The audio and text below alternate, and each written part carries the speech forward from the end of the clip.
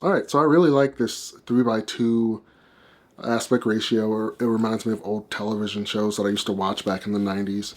So it's cool to see this. I think I may do my vlogs like this moving forward. Anyway, this is my first vlog of 2026, and it's not really even a vlog, it's just more so me getting started. As I've run into these issues in the past when it comes to creating a new habit, getting started is always the hardest part, and it's really just about getting past that first hurdle of not knowing what to do, not knowing what to say, not knowing how to create systems or what systems you're going to use to execute a certain task.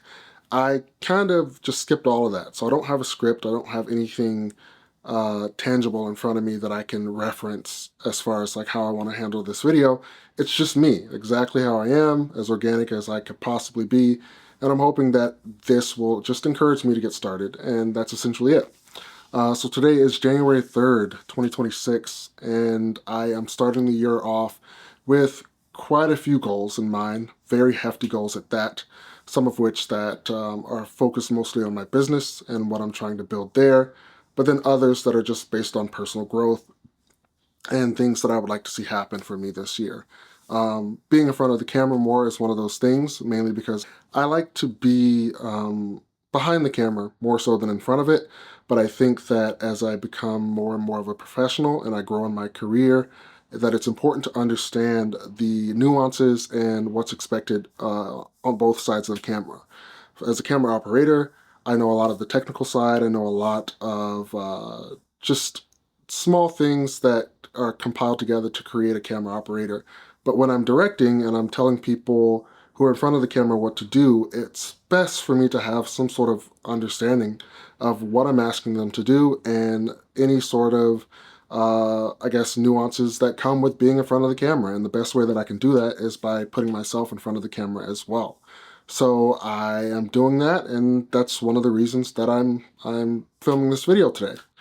But furthermore, I think a more important reason that I'm filming this video is because I am a camera operator. I am a director of photography. I am a director. I'm a filmmaker. All these labels kind of wrapped into one. And with that, it is important for us in 2026, important for me in 2026, to have an online presence that indicates that. Because right now, people have to take me at my word regarding, the content that I can create, the content I'm capable of. And I would rather them kind of have some work to pull from. Right now, I don't have a lot of active clientele that I can use to show where I am now as an artist versus where I was last year and the year before. And for me, that means taking the time to create content for myself that doesn't have a monetary exchange attached to it and putting in the reps so that I can continue to improve at my craft, but also show others that I'm improving at my craft. So this obviously is just a talking head YouTube video. And for me, that's not really something that I valued in previous years, mainly because my focus was on narrative content, branded content, commercial content, but not social media content. However, as time has changed, technology has changed, and attention spans have changed, social media has become a pretty much a driving force when it comes to what to create, where to place your content after you've created it. I feel like a majority of content that's created right now is actually just placed on social media. A small percentage of that is then pushed on to broadcast television and cable television and etc. But a majority of it is made for social media, and social media has an audience now that is so significant it cannot be ignored, especially platforms like YouTube, which I'm talking to you on right now. So there's no excuse whatsoever to not be familiar with making social media content if you are a content creator or a filmmaker or a director, given the audience that is attached to most of the content on this platform. So that's another reason why I'm making this video today, is just to kind of talk about that. But for those who don't know who I am, my name is Dupan Octavius.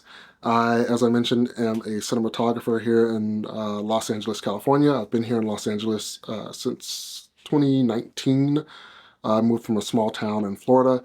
And with that, there's been a lot of experiences that I've kind of witnessed myself and then through others since moving here. Obviously, as most of you know, COVID-19, the global pandemic happened in 2021, really kind of the verge of 2020.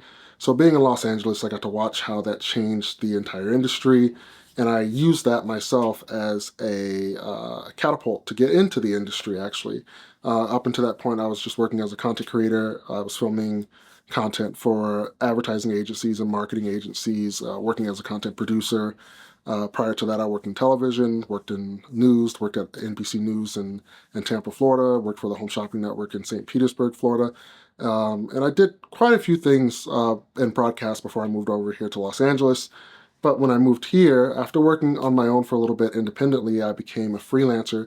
I started working as a production assistant and working on bigger commercials. I worked with brands like Verizon, Toyota, McDonald's, New Balance. I've worked with streaming platforms like Paramount Plus. I've done a film with Disney, which was, I think it was 2023. I did that film. I've done quite a bit of stuff from the union perspective of working on bigger sets. And having done all of this, coming from my broadcast experience and then changing that into working for myself and then changing that to working on bigger productions, and then now I'm back to working for myself and juggling a few things, I've come to realize that the kind of content that I like to make is typically lower budget, typically smaller, and it's not so much about the budget that matters, but the people that are typically, I've said typically a lot, the people that are generally included in lower budget productions are, I'm trying to figure out how to word this without it sounding bad. They are a little bit more, I guess, human centric. I don't even know if that's a phrase, but I feel like I could have a more human organic connection on smaller productions than that of bigger ones, which is natural because bigger productions, when you have a couple hundred people, a few units of teams, talking isn't something that is typically a luxury that you have. There's usually a lot of time that's been put into a production, a lot of money that's happened and changed hands in pre-production, and now when it's time to execute, the talking is already done. Now we're just executing. Once production's in place, then that's essentially what you're doing. With smaller productions, there's typically, 5 or 6 people on set, sometimes upwards of 10 people, and there's a lot more conversations to be had, and it's usually just to kind of get to know everybody. You typically have a little bit more leeway and a little bit more flexibility, given that usually because the distance from the lowest ranking person to the highest ranking person on a small set is that much.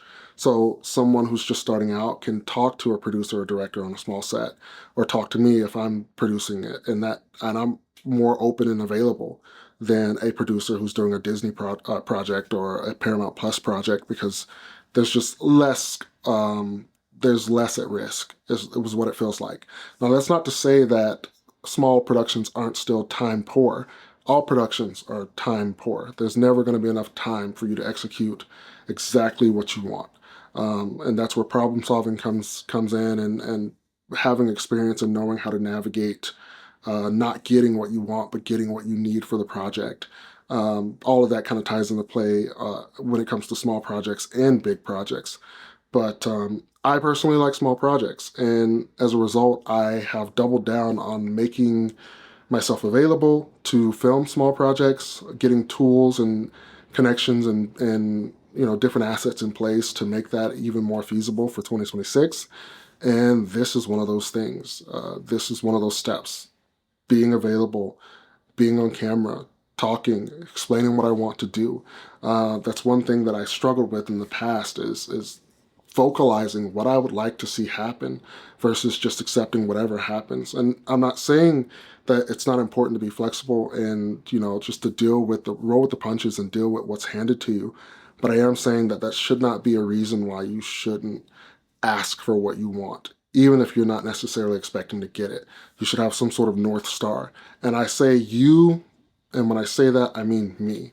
If you have a different approach, that's totally fine if it's working for you. I'm not one of those people who likes to preach, one way to do, something. Like there are many ways to do any one thing.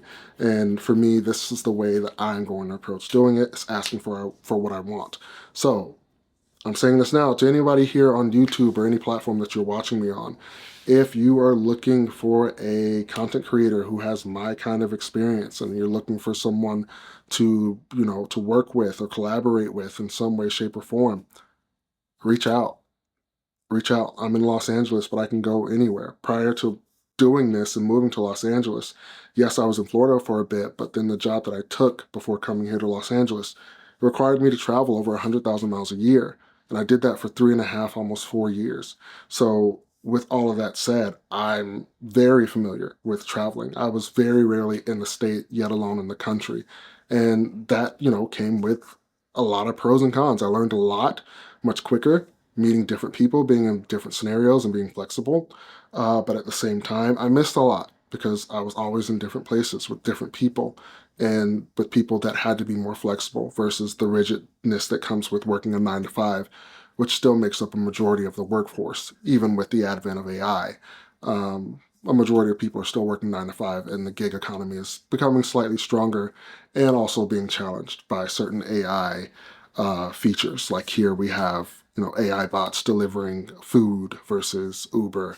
We have a company called Waymo that delivers people by way of driving them. Let me be very clear. Uh, Instead of Uber, it's an alternative to Uber. If you don't want to ride with a person, they're autonomous driving cars. So there are a few things in place that are messing, let's not say messing with, but challenging the traditional methods of the gig economy. But either way, that's pretty much it. This is the video for 2026. This is my first video, and I will be making hopefully one per month is what I'm going to try to commit to for this month. It will either be a um, just catching you up on what I've been working on kind of video, or it will be educational. I'll just be posting more and more stuff here. So I thank you guys for watching. Again, I'm DuPont Octavius, and I will catch you in the next video.